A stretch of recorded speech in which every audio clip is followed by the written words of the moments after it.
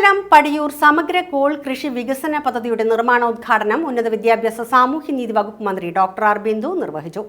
3 കോടി രൂപ ചെലവഴിച്ചാണ് പദ്ധതി നടപ്പിലാക്കുന്നത്. പൂമംഗലം പടിയൂർ ഗ്രാമപഞ്ചായത്തുകളിലായി വ്യാപിച്ചു കിടക്കുന്ന 240 ഹെക്ടറോളം വിസ്തൃതി വരുന്ന പൂമംഗലം പടിയൂർ കോൾ മേഖലയുടെ വികസനം ലക്ഷ്യമിട്ടാണ് പദ്ധതി നടപ്പിലാക്കുന്നത്.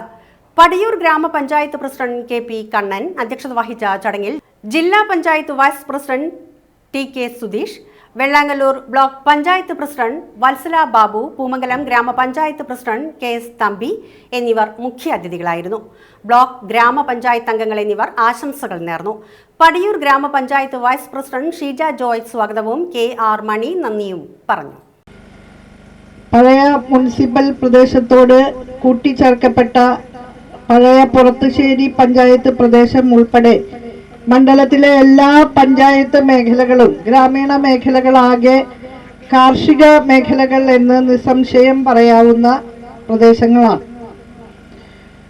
കാർഷിക വൃത്തിയെ ആധാരമാക്കി ജീവിച്ചിരുന്ന ഒരു ജനതയാണ് പൊതുവിൽ ഇരിങ്ങാലക്കുടയിൽ ഉണ്ടായിരുന്നത് എന്ന് പറഞ്ഞാൽ അത് അധികപ്പറ്റാവില്ല എന്നാണ് എനിക്ക് തോന്നുന്നത്.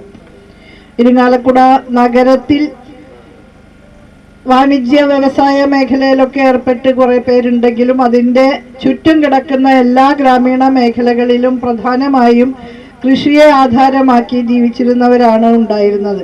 ആ ഒരു കാർഷിക വൃത്തിയുടെ, ആ കാർഷിക സംസ്കാരത്തിൻ്റെ നന്മയും സ്നേഹവും എല്ലാം ഇപ്പോഴും മനസ്സിൽ സൂക്ഷിക്കുന്നവരാണ് ഇരിങ്ങാലക്കുടക്കാർ എന്നാണ് എൻ്റെ അഭിപ്രായം.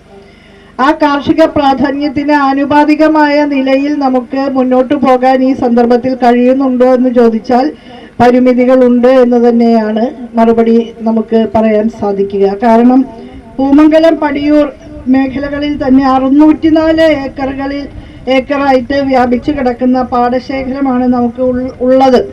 പടിയൂർ ഗ്രാമപഞ്ചായത്ത് പരിധിയിൽ തന്നെ 240 ഏക്കർ നിലമുണ്ട്. പക്ഷെ അതിൽ 100 ഏക്കർ ഭാഗത്ത് മാത്രമാണ് കൃഷി ഇന്ന് നടന്നു വരുന്നത്.